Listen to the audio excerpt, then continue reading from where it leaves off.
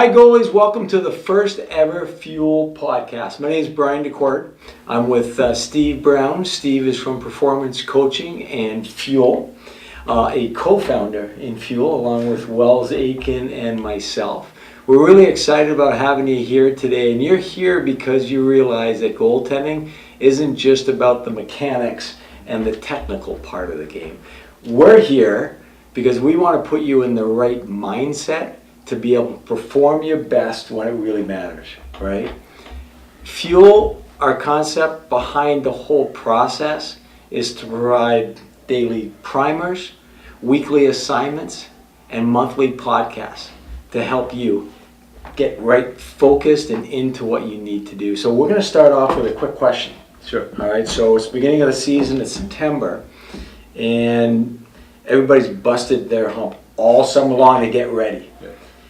And so many of the guys are thinking, or the girls are thinking, hey, the season's starting, I've got to get off to a great start. I've got to play, my first game is going to dictate everything with the season. My first weekend, the tournament weekend is going to dictate exactly what's going to happen all season long. As a coach, what do I tell those goalies? Yeah, so I think there's two things you're really looking at, right? The first is setting expectations, right? So all that stuff goes into it, right? Like they have all that work, all that energy, all that effort goes into getting into that moment, right?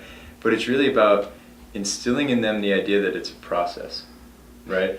And so that game can't stand in isolation, right? That it's a process, that every game, every practice, every rep has a history of its own, right? And so the more you can shift them from believing that, the outcome, right? You shift them from outcome to process, right? If a goalie is too focused on outcome, right, then a lot of that stuff's uncontrollable anyway, right?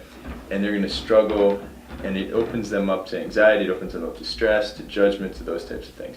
If it's about process, what they can then do is understand that it's part of this, journey, right? You're making a journey to the end of the season, right? And that all along the way you're going to get better.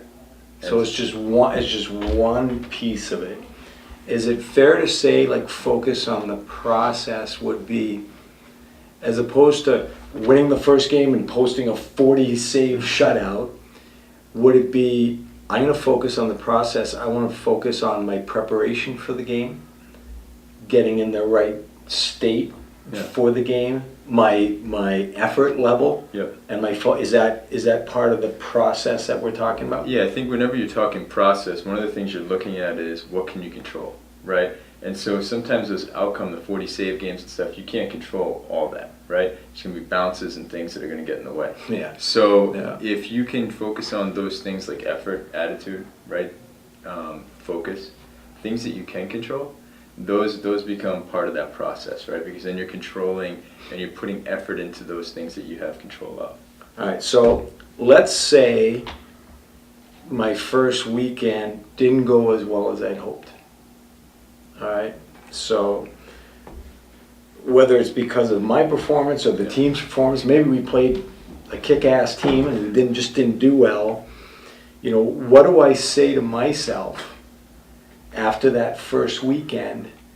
What words do I use to talk me through, hey, this is part of the process? What do I tell myself about that first weekend that didn't go as well as I'd hoped? You actually have to take a step back, right? And so you're looking at how can I develop some self-awareness of what actually happened, right? So, I think one of the best ways to do is either talk to somebody, right, or write it down, like get it out of your head, right? Because if it exists up in your head, it's hard to manage that stuff. Okay, right? So when you say write it down, are you talking more like journal style, like having a notebook where you just, so by writing it down it comes out of me? I get it out? So it's, because otherwise it's just like lingering, right? And you really can't touch it, right? By writing it down or speaking it to somebody, you're putting it out there, right? And so by writing it down, just see what those areas were that need to get improved, right? Maybe it's a tactical thing, maybe it's a technical thing, but what is it that needs to get improved? And then you can kind of cordon that off, right? And you kind of put the cones and the barriers around those mistakes. And then once I put those cones and barriers up around those mistakes, then I can go in and say, okay, what do I need to work on to limit that from happening in game 2? What do I need to have to work on to limit that from happening in game 3? What's within my control that I can do to kind of take care of that? And then it becomes compartmentalization, right? So then, now I've cordoned it off, I've set up the cones, I've extracted everything I've gotten out of that game.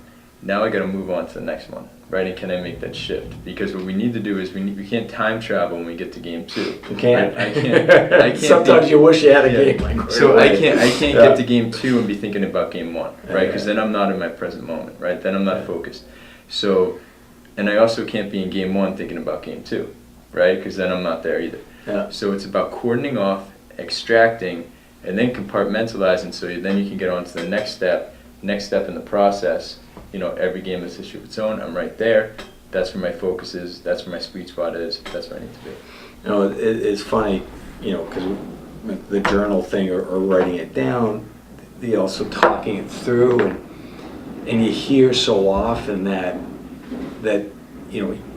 don't car coach your kid, right? Don't talk. But the thing about, like, for me, I'm totally against not car coaching, because at the younger levels, I just think it's so important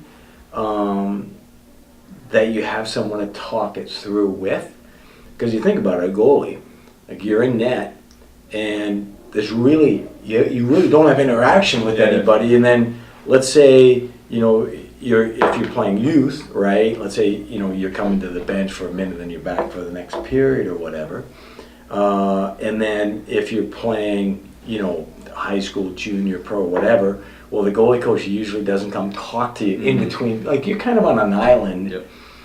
And I think it's great. Like, I think it's for me, car coaching is important, because after the game you go, you have someone to talk to and just kind of go through it. And I never thought about it as getting it out before, but yeah, you can dump it off, and kind of talk it through.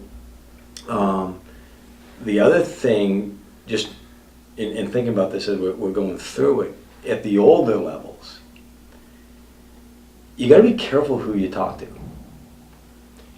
Meaning, if you talk to the wrong person within your team or organization, then that could come across as a sign of weakness, right? As a sign that, okay, Johnny's rattled, or Shelley's totally discombobulated because of that game. But in terms of at the higher level, I think you have to find that person. It could be your goalie coach, it may not be, but there's got to be someone that you can kind of go over the games with. Yep. That may still be your parents, right? Even as you go up, but just you got to have that trust, I think. Because there might be a little bit of, geez, if he's, questioning this or questioning that, if that gets back to the coach, maybe you're not playing the next game. Maybe you're in trouble at that point. Yeah. So I think it's like, so to step back to, I'll talk about car coach and kind of that, finding that person. Okay. Yeah. Stepping back to that, kind of getting it off your chest and having that person talk to, and what you do. It's not just venting, right? It's not just, hey, this happened. It's on purpose with purpose, right? That conversation takes place with an intent, right? Like, hey, I messed up, I got to get better. Then the person has to be, like, if there's 3 ways that we can grow, if we can grow through stress, right? If we can grow through self-reflection, we can also grow through the difficult conversations, right? And so the hard part with a goalie and having that car coach is, who's that person and what's layered with that, right? So sometimes parents, and the one issue with parents being that person for some athletes is that there's so much depth to it, right? There's so much stuff attached to it, right? That's not just a parent. Like, some people it works for, right? But for some people it's like, you see me only as a goalie, or you see me only as this, right? And there's a lot of layers and beliefs and values that are all tied into that. And so those conversations become about, hey, you're attacking me as a child, right? Right. Or you get that too from the coach, right? Like, I don't want to open up, I don't want to be vulnerable to you, right? Because you're going to see me as something else, right? And so that's why in some relationships it works, right? And there's some parents, some coaches that the connection that works for, but there's others that you have to know your child, right? You have to know your athlete if you're at a higher If level. you're a coach, yeah. Yeah, Absolutely. you have to be able to do that. Otherwise, the perception of it, right, or the way that it gets filtered down through for the athlete is one that, you know, you're not listening to me. I struggled here, and then here you are coaching me up, right? And so they don't feel necessarily validated, and they're not likely. And then all of a sudden, for them, it's not about the game and kind of breaking down the game. It's more about there's some disconnect between the two, right? And you don't want that if you're trying to coach, right? Because the coaching should be the focus. So let's say you find your person, Yes. friend, Yeah. teammate, coach, goalie coach, parent. You find that person that you have that connection, you're on the same vibrational wavelength there. You find that. How about the process of going through it? So I just played a game, and you're my guy, okay? What's the process of discussing this? Do I go right into it like, oh, that second goal, that break, you know, I bit too early on the break, you know, how do you think the process from my end, if I'm the goalie and you're the coach or the parent or the key person there, how's that conversation? What's your recommendation? How's that conversation go? Well, I'd ask you as a goalie, Yeah. if you had that conversation with somebody, what would that look? What would you want? Can I flip it? Sure. Yeah. And be the coach slash sure. dad? I think we spend so much time talking about the things that we didn't do well. So if I, as a coach, where my head's at, I want to talk about the saves, and I want to talk about the good things about the game, right? And then lead into what could have been done better. And I think if I had to put my goalie hat on right over here, if I had to put my goalie hat or my goalie mask on, I think I'd like to go into, hey, what did I do well? Because then I'd sit up better, and I think I'd be in a better mental state to then go into, and that breakaway, right? I know there's 4 moves. And he used the can opener on me. And I know what I need, you know what I mean? Sure. I think I'd be in a better state. And I don't think if I sat here and we were going to talk about the game and you led with, what the hell happened on that second goal? That can opener on a breakaway. Yeah. You know what to do. I don't know how well that conversation's going to go, right? But I think maybe you almost have to get in the right frame of mind for that conversation to be a real productive one. So I would probably think, I'm going to put my business hat on, and when I end a meeting, I always like to have a plan of action. So I'm just talking this through, going, okay, so talk about the good things, identify what could have been better, and put a plan of action together for how am I going to get better at this. Sure. Did that work for you? Yeah, I think everything is so intimate to the goalie, right? Like you think about their playing, especially the higher the level it is, everything's so personal. They realize everybody's a little bit different, right? Yeah. And they experience that at such a different level, right? And it can be really important. So to an extent, everybody has like their own way of doing it. Now, if a goalie had a bad game, right? And I think this goes to what you're kind of saying, like, hey, if somebody had a bad game, how do we correct that? Of course, correct. A lot of times you see a lot of catastrophizing, right? So they're like the worst goalie, they're having a really hard time getting out of it. Going to the best, right, and kind of shifting them over to the best allows you, and then coming back to the middle, allows them to come to the middle a little bit easier, right? So I think that's an appropriate way to do it. So you like that idea of looking at the positives first? Or, like, so for me, if you were the goalie and I was the coach, and we were going to start a conversation after the game, I would lead with, hey, what were your top 3 saves tonight? Like, what was your favorite save tonight? Yep. What did you like the most? What did you like about your game the most? Well, I was out challenging, or I controlled my rebounds well. Yep. That's kind of how I get her going, right? And then kind of get into. Well, yeah, because you're trying to counter that negativity bias, right? Like, so Okay. as athletes, as people, we're always kind of on the search for threats, right? We're always kind of underestimating resources, underestimating. It's our opportunities. nature, Yeah. right? Yeah, We're always yeah. our guard's always up, right? Yeah. And so if we feel vulnerable about a performance, if our performance wasn't as good as it could have been, right, and we're kind of threatened by it, and in some ways that's what judgment is, right? Judgment and stuff is kind of just you kind of pulling out some of those negative things that happen. All aren't really good usually. At least if it's not productive, right? Ideally what you do is, like I said, you quarantine and then you pull out, extract, and then you start working on them. Yeah. So if you can get somebody to kind of think more optimistically about what happened, right? What you do is when that part of the brain is kind of activated, right? When that optimism part's going, right? Where they have some gratitude for something that happened in that moment, it calms down that like nervous system reaction to be kind of threatened. Defensive, right? defensiveness. And so it kind of opens them up a little bit. Yeah. And so as long as they can trust you with that and it's not used like, sometimes it's just like, oh, you're just doing this just to kind of get me feeling good. Right. As long as it's genuine, I think it's a nice opportunity to now, okay, let's come back to it. Because you did do some good things, right? And we all absolutely did some good things. Yeah. Starting with getting on the ice. Exactly. And the bottom line is goalie's a tough position. Yeah. And from a courage standpoint, I think it's so like important from a long-term life standpoint. Like, you put it on the line every time you walk out there.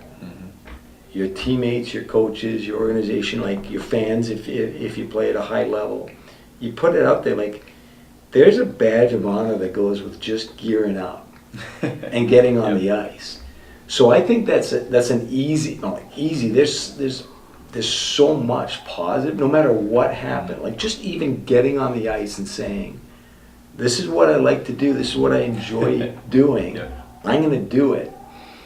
And I know I'm going to get embarrassed some nights. It's going to suck. Yep. But I'm going to get embarrassed, but I'm going to get out there. And I'm going to work my butt to get ready, and I'm going to try my hardest when I get out there. And there's, already you've done something good by just getting on the ice. And getting them to see that, right? Getting them to see that and to feel gratitude for that. Yeah. Right, because gratitude and optimism are pretty linked, and they are they bring anxiety down, right? The more you can feel that, right? And I think we intuitively get that, but we don't really understand how to actually bring that apart. But just to develop that appreciation for the fact that, yeah, I'm standing out here for my team today, right? I've put all that work in, right, over the course of the last 6 months to do this, to be here. Yeah. And now I have this opportunity, right? Now I have this opportunity to put it on the line, right? What an opportunity! That's where you get to find out how well you're doing, right? And that's such a great opportunity. Like, there's not every job, you can't always do that every day, right? And to get that evaluation and to see it and to kind of put yourself out there and to show up like that. So it's a nice opportunity to kind of get yourself out there and push yourself. Reminds me of the primer we posted with Danica Patrick. Just the courage just to do it. And so it was really interesting to listen to her and tie that into Michael Strahan.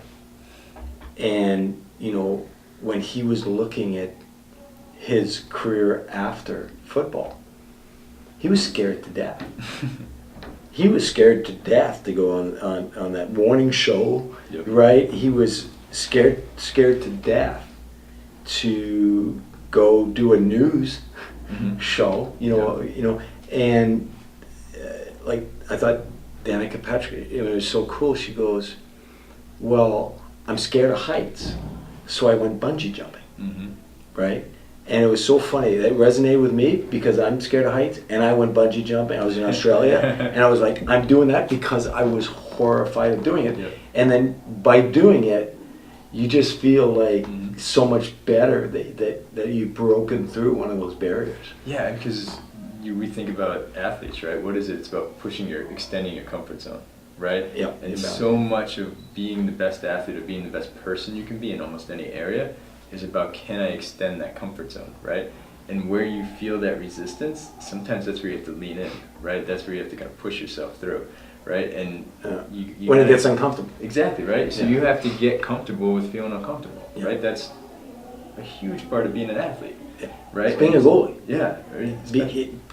You know what the kids think? It's so funny. Like, the kids think that if you make it to the NHL, oh, that's great. It's perfect. You drive to the rink in your Beamer.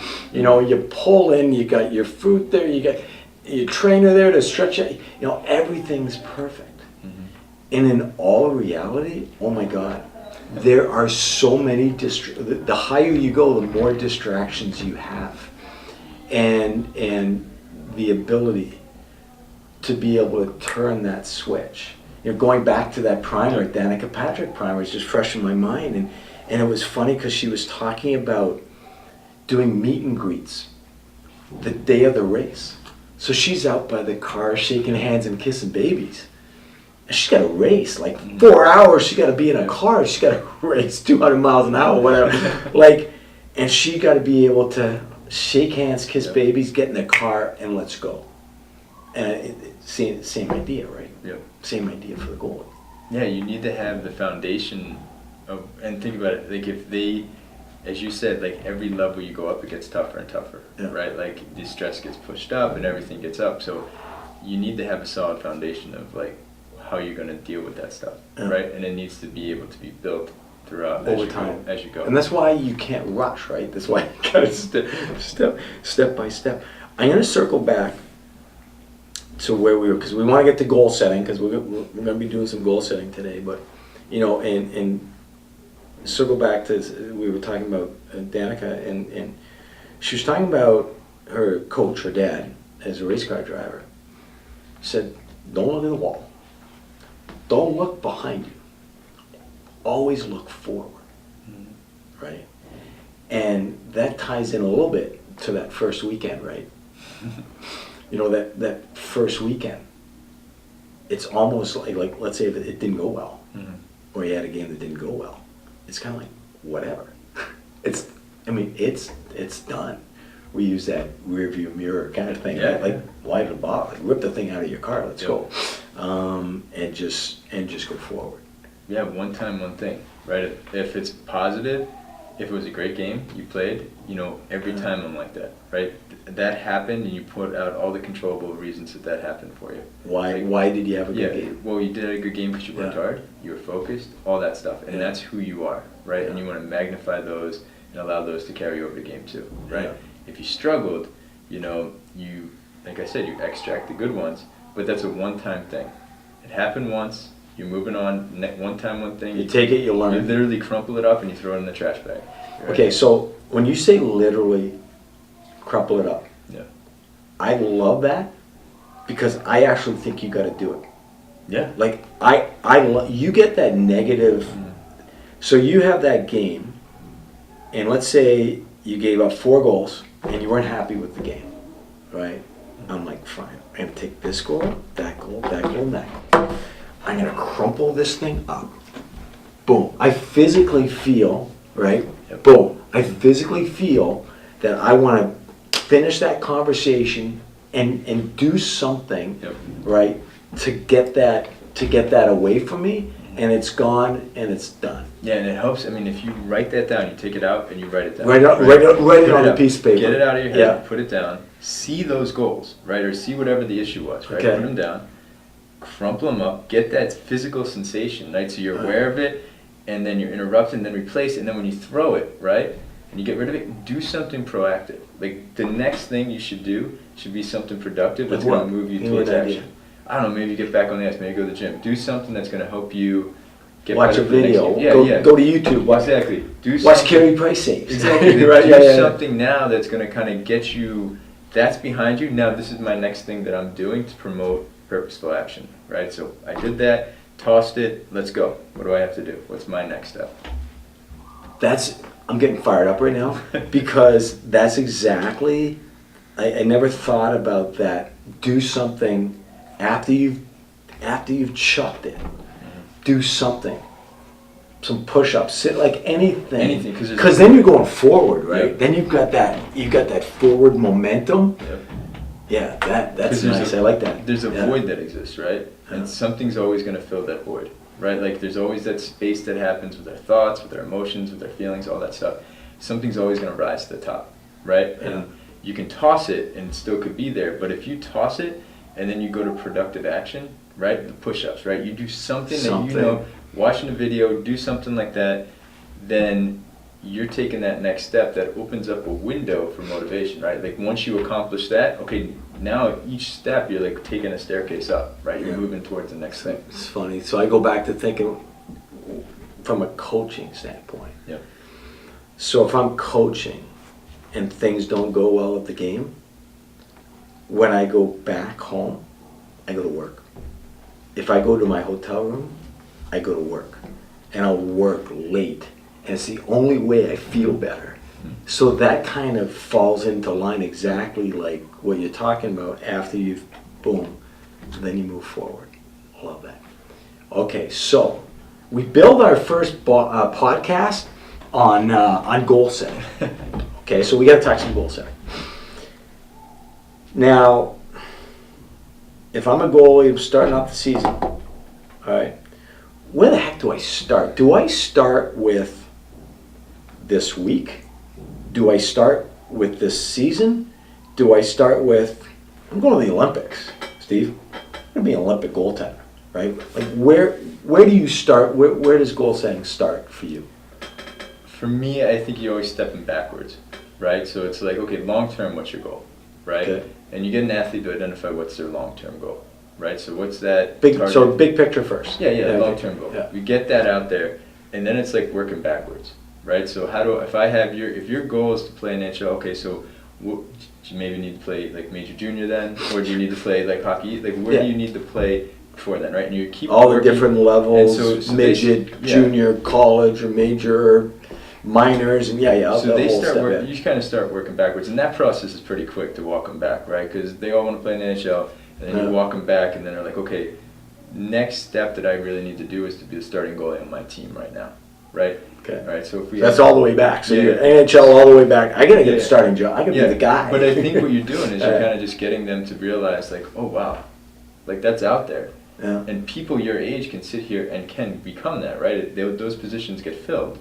So Someone's got to do it. Yeah, so it might be Someone's you, got to so it fill might those be you. spots. Yeah. But you're not going to get there just thinking about that, right? Okay. You're only going to get there if you can work it back to now. So the first thing you do, you get your long term, Yep. your big picture goals, and then you come all the way back Mhm. to what you got to do now, Yep. right? This season, this point. Yep. All right.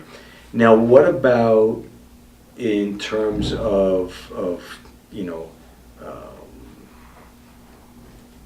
objective or subjective goals or numbers or stats or kind of, where do you lie on that part of the process of goal setting? I think after you get that short-term goal, Yep. like hey, this year, what you need to do is identify, okay, what are my buckets, right?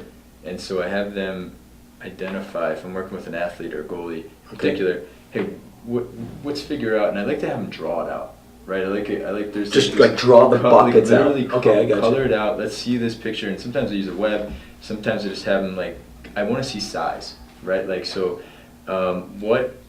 what are those areas that you want? Maybe it's improving technique, maybe it's improving like effort, whatever those are, nutrition, strength and conditioning, watch more film, whatever those areas are. And then I want you to rate it, but I want to see like you physically describe what it looks like, right? So on a 1 to 10 scale, you use a pie chart, use a bar graph, show me where you're at right now. If it's like your technique on a perfect for you right now would be a 10, where are you at right now? And they get a 4. Right, or they're honest with themselves. So they're grading themselves. Yeah, and so they come so you're rating where you at in terms of this bucket, Yep. and that bucket could be physical, Yep.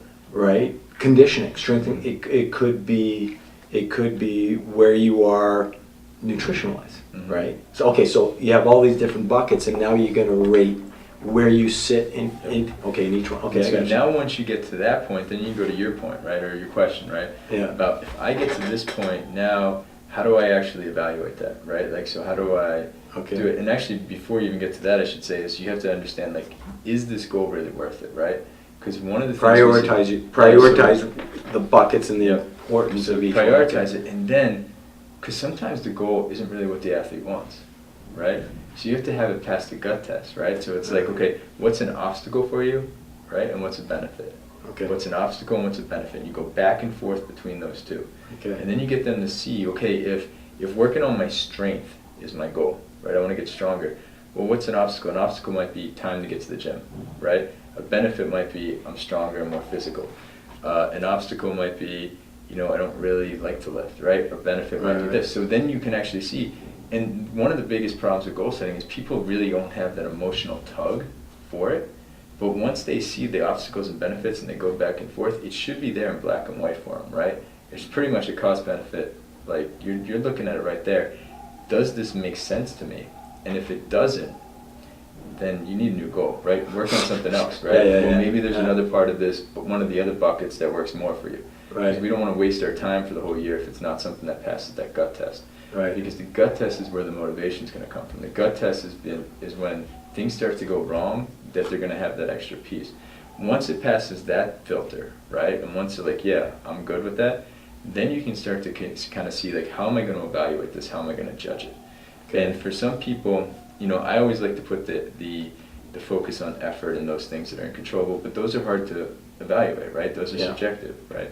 So you can use, like a goals against, or you can use something like that if it's something that's, if the person has an understanding, or if the goalie has an understanding that, that is in itself not always fully controllable, right? And that there is some... Absolutely. Right, and that you have to have some flexibility with that as well. To me, that's the number one mistake that goalies make. They're sitting on the worst team in the league. They get 40 shots a game, and they're like, I'm going to have a 9.25 this year, and I'm going to have a 2-0, and we're going to win the champ. No, you're not. Your team's not that good, right? So, at the end of the day, to me, you got to really think about it. Like, oh, what are you gonna do? Oh, this is what I'm gonna do for stats. No, you're not. Think about it. Yeah. So the more you can make it, we talked about process at the beginning when you asked about first game of the year, how do you deal with it? Think about process versus outcome. You, as much as possible, you want those goals to be process based, right? Right. And okay, so on stuff like that you can control. Yeah. As opposed to things you can't Absolutely. control. Right. Because at the end of the day, so much of sports psych in general, or so much of the mental skills, is getting people to realize to control what they can control, and then to let go of the things they can't control, right? So at the end of the day, it's so hard to actually control what your goals against and your save percentage is going to be, because there's so many variables that go along with it. You can set the conditions to a certain point, Yeah. right? Like if I'm bringing my best effort and I'm putting all the effort in off the ice, I'm really focused during that game. You can try to set the conditions and set yourself up for the best performance, and that's really what you can do, right? You can't guarantee somebody a flow state. You can't guarantee somebody's going to play perfect. But what you can do is get them to a point, and the athlete can get to a point where they can be in the best position to succeed. So I'm trying to remember if it was the talent code or I'm trying to remember where it was where I read. When you're working on a particular skill, that you want to praise the effort that goes into the development of the skill. So let's say I'm coaching you, okay, you're a goalie. I know you want to be a goalie. Yeah. And then, we're doing glove. It shouldn't be, oh, you great glove, oh, awesome, great glove. It should be praising, oh yeah, I love the focus, I love the concentration you're putting, I love the effort, you know what I mean? I can feel you getting better, the way to look at it. So it's almost the same thing with goal setting. It's not about the great glove.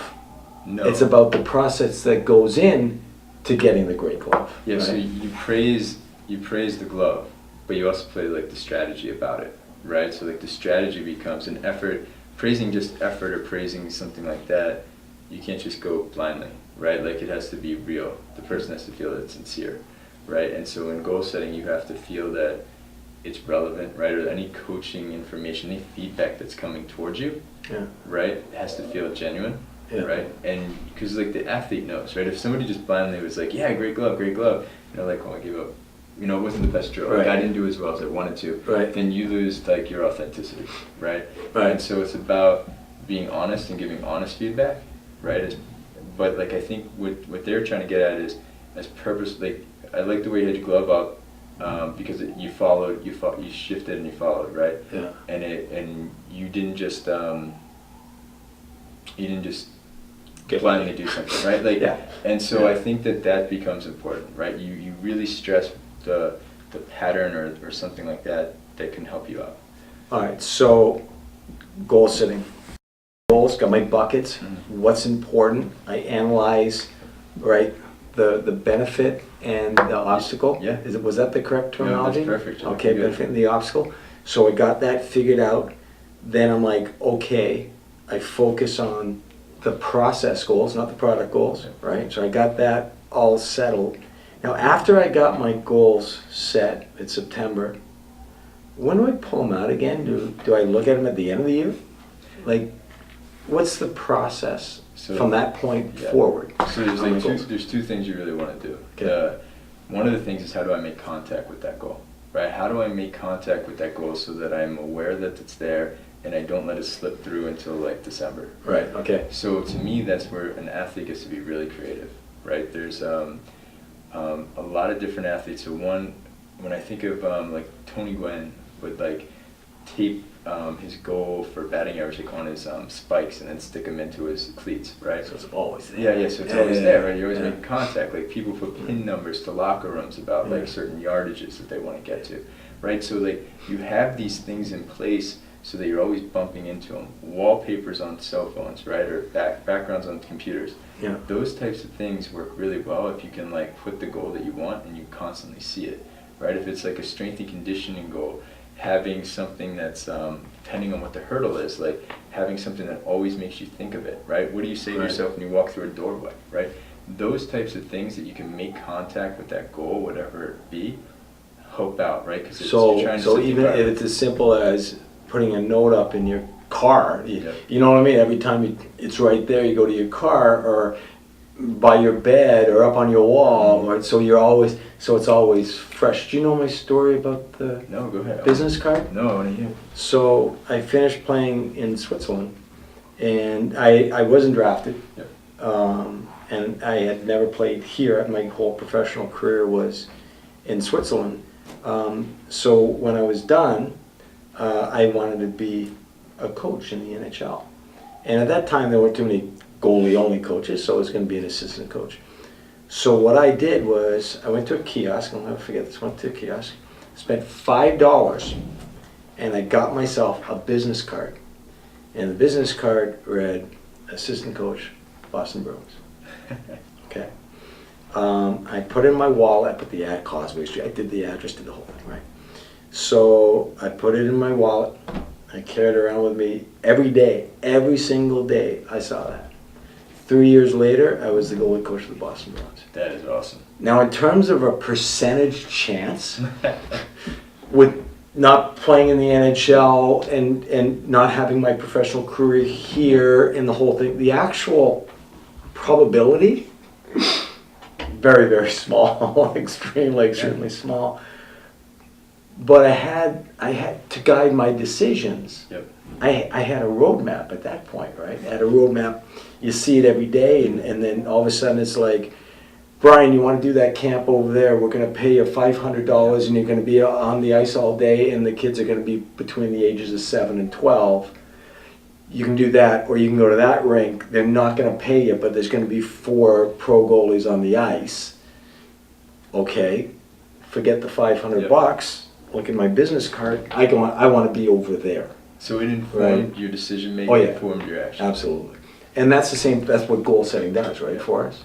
It helps prioritize us, right? And it helps us on a path to get going. Yeah, it motivates us, it directs us, and it helps us sustain wherever we want to be, right? So what you said is awesome, right? Like think about what that did for you, right? Because it's not about, and you were behind, right? You described how you were behind. I virtually no chance of doing that. But it was by making a small gain every day, right? Yes. Like by pushing yourself to decisions that you made, right? Everything was filtered through this idea of, hey, I want to be an NHL goalie coach. I want to work for the Bruins. Like that's what's gonna take place. Yeah. So your decisions, your actions. I mean, we have that up there on the board right behind you, right?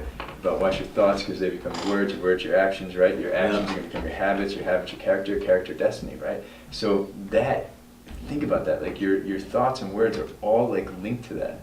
Yeah. Right, and you motivate yourself and push yourself in that direction, and it almost serves as like a compass, right? That business card is almost like a guiding GPS, thing, right? It's your GPS. So you're making it there, right? And I think those are the little things in goal setting that people don't do, and that if they did, now my guess is that you would have passed that gut test, right? My guess is that Probably. if we said benefits and obstacles, you're passing that gut test. You get to that next level, right, where you're specific with what you need to do. And then you have this thing that you're making contact on, right? And then when you had asked earlier, the next thing was like, how else do you get there, right? Well, you have to check in with somebody, right? You have to be self-aware enough to say, hey, am I making progress to this? So you have to have that goal setting, Yep. and you have to have that person. Yes. Find that person. And whoever that person's going to be, you got to find that person. It could be a person, Yeah. right? And there's some research out there that says it has to be someone that you kind of look up to, Okay. right? And that the more that it's someone you look up to and like really trust, that you're more likely to kind of Ooh, I like that. keep Oh, pursuing yeah, that goal, yeah, I like as that. opposed to just like a friend or anybody else. Yeah. And that if it's not, just you can evaluate it, right? If you got good self-awareness to it. But that becomes a challenge. So in your journey in those 3 years from going from the business card to that, like how did you check in? Yeah. I'd be interested to know, like how did you check in with yourself, or how did you hold yourself accountable as you kind of push forward? Tony Robbins. All right. That was a cassette course back in the day, but it was do 2 things every day. Okay. To move you towards. So I had my goal, I had my business card, and the process was do 2 things: phone call, email, go to a practice, like just do something, watch a video, talk to someone about goaltending. Like every day. So you stayed to that path. Yes. Right? So that path was do 2 things every day. Yeah. Right. That's action. Right. And really, what goal setting, when people fall off on goal setting, is they stop action. Right, you set it up, you do your buckets, you do the whole thing, you put it in the desk drawer, and you're good. Yeah. So whatever you you're done. you were able to sustain action, and that's really where, as a coach, right, or as a parent, you can help an athlete out, right? And that's where, as an athlete or teammate, you can help others out too. Is like, okay, so what did you do, right? You kind of had this schema in your head about, from that Tony Robbins example, of do 2 things every day, and you bought into it, and that was that's what you did. Absolutely. Right. So without that, if you took a week off or a month off, you start going the wrong way you take a detour on the highway, right? And that's not going to help you, right? So that was firm and stuck. So that's a great way for goal setting. Like, did you do your 2 things? Right. And that's simple. Controllable. Absolutely. And it's quantifiable. And so that's, right? that's how you can be quantifiable, right? Yeah. Your steps don't have to be, but you can see, did you do these? Anybody can just say, did you do these 2 things? Check mark, yes or no. Yeah. That's it. That's great. Now I'll tell you what. I could stay here and we could do the longest podcast in the history of podcasts right now. Right? But we're gonna have to stop it here, I think. All right, sounds good. Alrighty. It was fantastic. I think it was great. I always look for takeaways, and I love that, to do something. I got out into this was awesome for me to do that next step, to keep moving forward. Any parting words for our goalies? Well, out I'm there? gonna steal your story about the business card, because I think that's gonna be a great one to tell. As far as parting words, I think it's just important, if you're taking anything out of like this lesson, is to really just think about the things that you can control, right? And to think about those things, and the more you kind of put emphasis on those, the less stress you have, and the easier it is to kind of do those things. Awesome. Be your best. One of the things that we do, right, we get the daily primers, we're throwing out there, we're building our, Fuel website. You'll probably notice changes coming along, and we're going to have a Fuel Instagram site and YouTube and so on and so forth. If you want to check us out, it's Fuel Athletic Success Training. The website, the company is Fuel Athletic Success Training. The website's actually fuelathletictraining.com. Thanks, Steve. Awesome. Thank you.